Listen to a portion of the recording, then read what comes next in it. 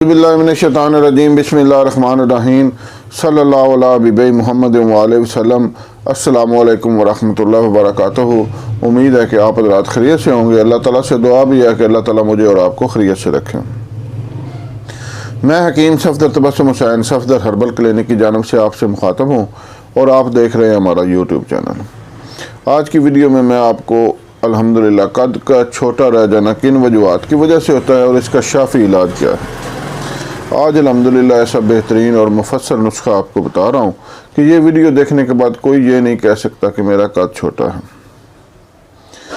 सबसे पहले गुजारिश है कि जिन हज़रात ने अभी तक हमारा चैनल सब्सक्राइब नहीं किया वो चैनल को सब्सक्राइब कर लें, वीडियो को लाइक और शेयर करें ताकि दूसरे हज़रात तक भी पहुँचे और वो इससे फ़ायदा उठाएँ, मेरे और आपके लिए सदका जारिया बने। कद का छोटा रह जाना एक आलमगीर मसला बन चुका है। पूरे मुल्क से नहीं बल्कि पूरी दुनिया से वालिदैन के फ़ोन आते हैं कि हमारे बच्चे या बच्ची का कद छोटा रह गया है। ख़ुद नौजवान बच्चे और बच्चियों के भी फ़ोन आते हैं कि हकीम साहब खुदा रा हमारे लिए ये कद का छोटा रह जाना एक लानत बन चुका है, हम मुआशरे में एक मजाक की सी ज़िंदगी गुजार रहे हैं, तो हमें इसका इलाज बताएं। तो मैं इसी सिलसिले में आपसे अर्ज़ कर रहा था कि कद का छोटा रह जाना दो वजूहात से होता है। एक तो है मरूसी वजह। अगर वालिदैन में से किसी का कद छोटा है तो ये उम्मीद की जा सकती है कि बच्चों में से किसी का कद भी छोटा हो, और बल्कि दादा दादी में से भी किसी का कद छोटा है तो पोते पोतियों का कद छोटा रह सकता है। और दूसरी वजह है खुराक का नाकाफ़ी होना। घरेलू परेशानियों का बच्चा शिकार हो जाता है और वो दिमागी खलल में मुब्तला हो जाता है, उसके असाब जो हैं वो कमज़ोर हो जाते हैं, और ये भी वजूहात हैं कद के छोटा रह जाने की।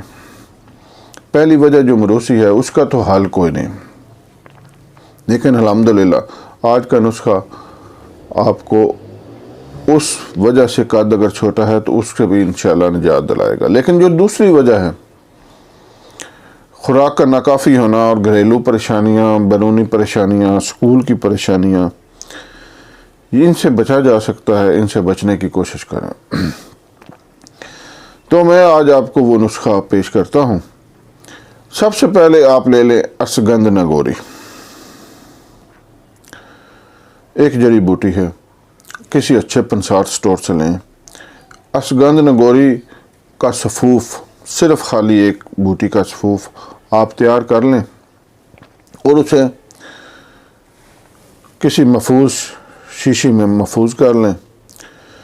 और साथ ही दूसरा नुस्खा भी है, तुख्म सरस 50 ग्राम, अजवैन देसी 50 ग्राम, ये दोनों भी अलहदा पीस कर महफूज कर लें। और एक तीसरा है साथ बांस का मुरब्बा। सबसे पहले आपने लेना है आधा किलो दूध, उसमें आधी चम्मच के करीब अश्वगंध नगोरी शामिल करके तो आपने उसको मध्यम आंच पर पकाना है। जब वो एक पाव रह जाए तो मरीज़ जो है वो सुबह खाली पेट और रात को सोते वक्त इस तरह दूध तैयार करके पिए, अश्वगंध नगोरी वाला। और दूसरा है जो सुख्म सरस और अजवैन देसी का जो सफ़ूफ तैयार करवाया है, वो खाने के आधे घंटे बाद आधी चम्मच हमरा ताज़ा पानी वो लेना है। और साथ आपने सुबह दोपहर शाम बांस का मुरब्बा पंसारियों से मिल जाता है, वो इस्तेमाल करना है। आप अल्हम्दुलिल्लाह ये नुस्खा इस्तेमाल करें, इंशाअल्लाह कोई वजह नहीं है कि दिनों में आपका कद अल्हम्दुलिल्लाह पूरा हो जाएगा। उम्मीद है आप इस नुस्खा से फ़ायदा उठाएंगे। अल्लाह हाफ़िज़।